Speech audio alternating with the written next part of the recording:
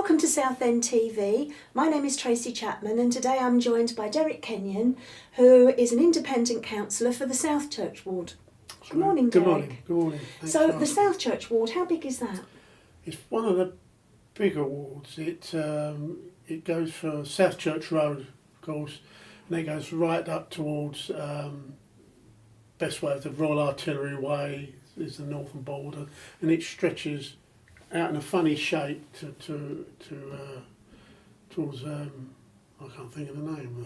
It stretches out further. It is lots of bits, but it's the Wick Estate is the is the high density, and down SouthChurch Road as well, but it's only half of it.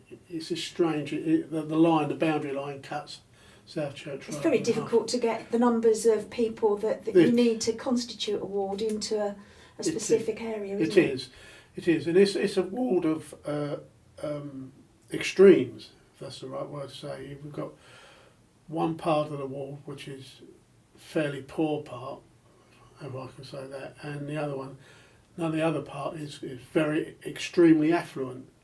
So it is a ward of extremes. Interesting ward, I would think. It is. You can pick up. You can talk to people, and certain people want to be involved, and others just want things. Why can't I have this? Why can't I have that? That's the same everywhere. I suppose it is really. It's natural, but I enjoy help with the less affluence area, and they need help as if I can. But being an ex-government officer for Southend, I know a few people still within the council that I can go straight to them rather than go through set processes. Certain managers don't like that, but gets things done. How long have you lived in Southend? Lived in Southend 15 years now. And where did you come from? Well, I moved there from Thurrock Grays. We had a flat. It's my second marriage, by the way.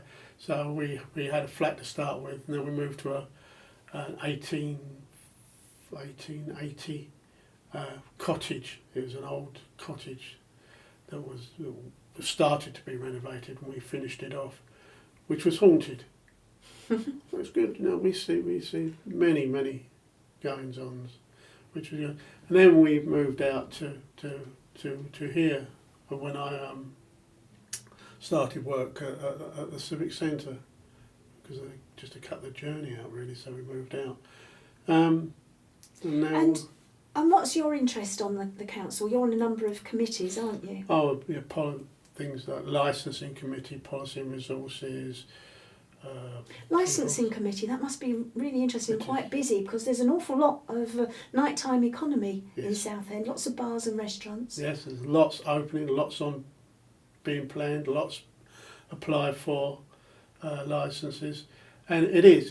I quite enjoy it. The latest one was the new hotel at the end of the high street that looks across the pier. Royal. That one? No, hotel? It's one next the one round the corner. all glass and chrome.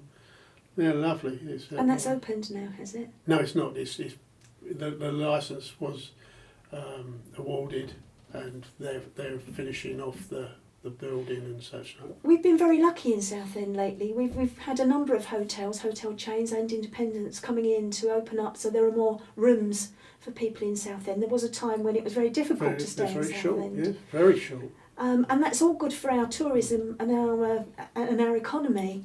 How do you feel that tourism is doing in Southend? I think it's never been better. Never been better. You haven't got it's a different sort of tourism now to what it was 50, 60, 70 years ago, when people used to come down for the day in their charabancs and all that, and they just would spend the day virtually on the beach and a small amount of money in their shops. But now people come down and it's longer. You certainly come for the day, but they still come for 2 days, 3 days. Well, there's a lot to do in Southend. People, yeah, and the entertainment and the theatre and the vast array of restaurants of all flavours and tastes is phenomenal. It's really never been better. That's really good to hear.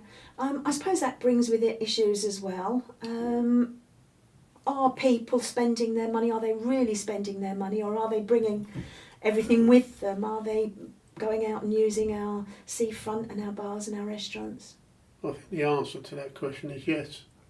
You've got a certain amount of, you've got people, families of whatever number they come down. They're inclined to bring their packed lunch, but they'll always have something when the day's over and they're preparing to go home. They will buy a bag of chips, but but there's more the youngsters than the middle-aged people who come down, and then they will spend the money in the shops and the restaurants, and they will come down for more for the restaurants, possibly over the seafront.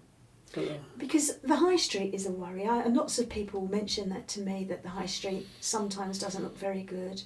And we do have more bars and restaurants opening up down there, I know, but with British Home Stores now not being used, it doesn't look good to tourists. I wonder what the council was going to do to encourage more businesses into the high street. Well, it seems to be shops that are left empty, and as you say, the BHS. I believe there is some interest in that. A large corporation is interested in it, and that looks very positive. But I think there's shops that come and go like most high streets. I personally think to come, a part of the pleasure of coming to Southend is going down the high street, because actual high streets, as I would know when I was young, are disappearing, and actual shopping high streets.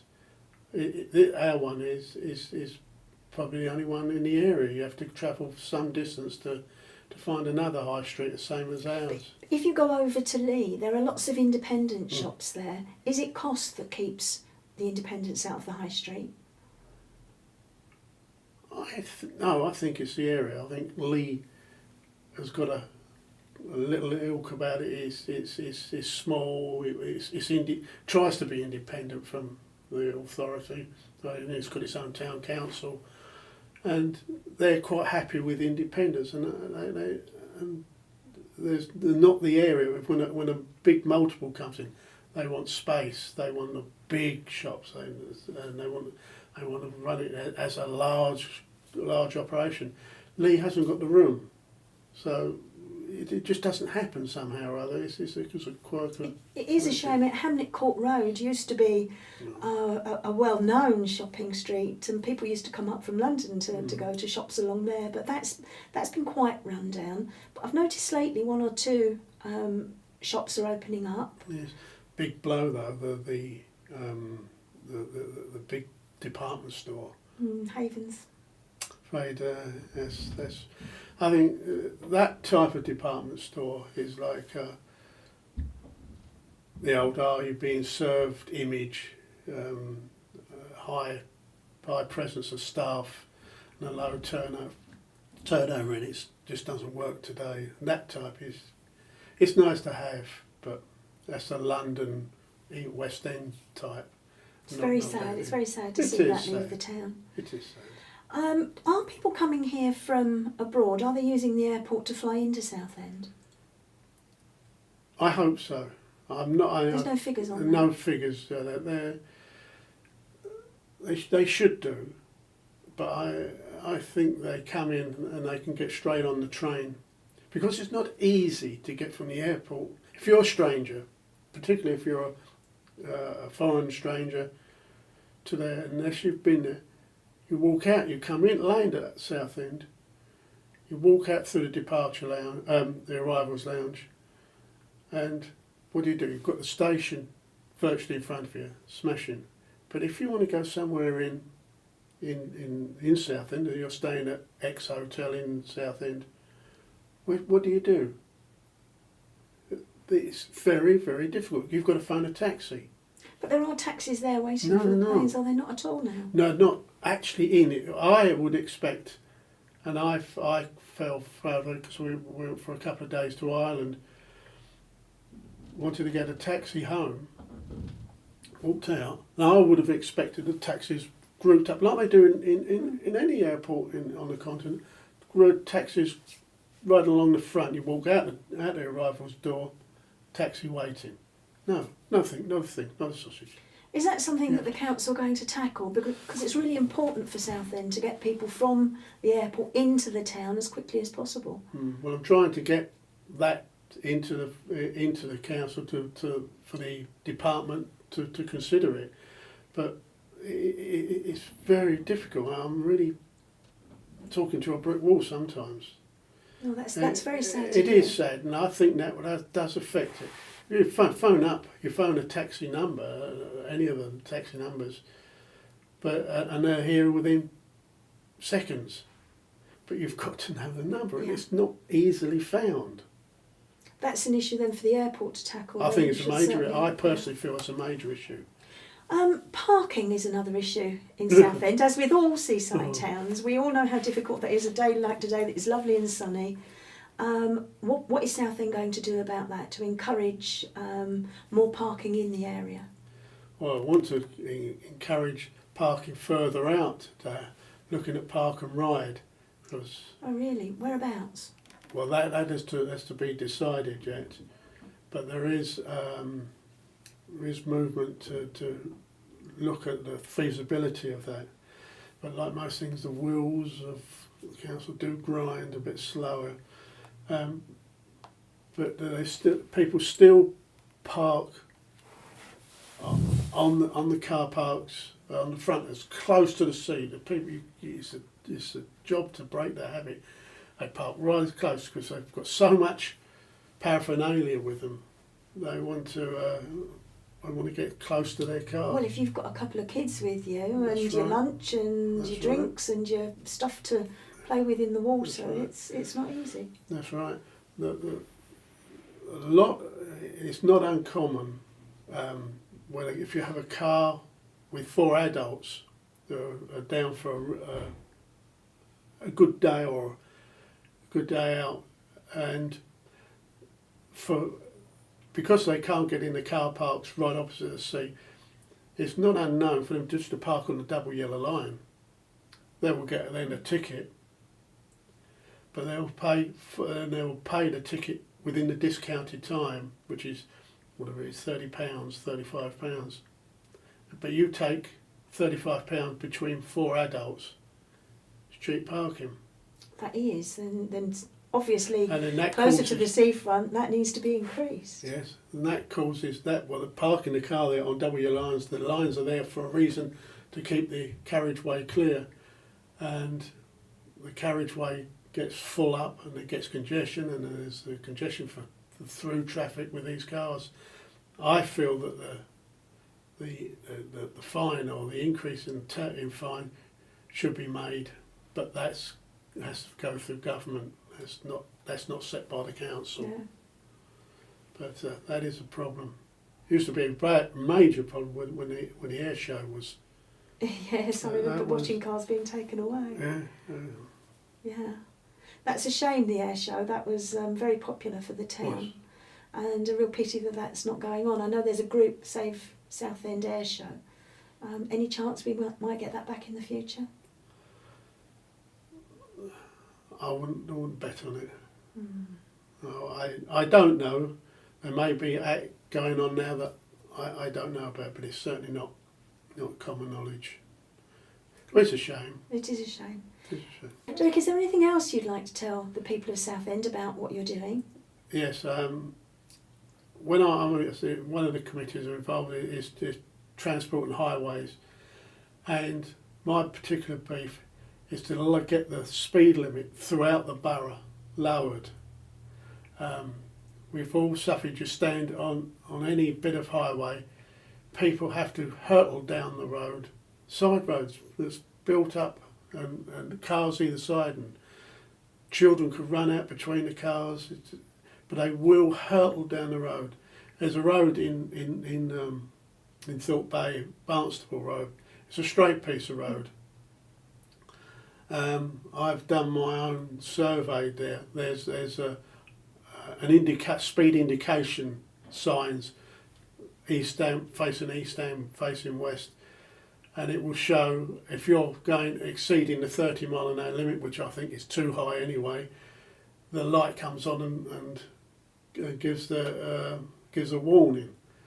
Now, I did several surveys, various times during the day, weekends, and out of 20 cars, 18 made this sign light up. So it's a good indication. It's not very accurate, but it's a good indication that cars are speeding down there. And this is all over the borough. The cars will hurt. We could get a blanket 20-mile-an-hour limit, and the traffic flow will be eased. It will be far better and much, much safer. So that's my little thing at the moment. Thank you, Derek. That's been really interesting this morning. Thank you for coming in. Thank you for asking me. Thank you. That was Derek Kenyon, who's the Independent Councillor for the SouthChurch ward.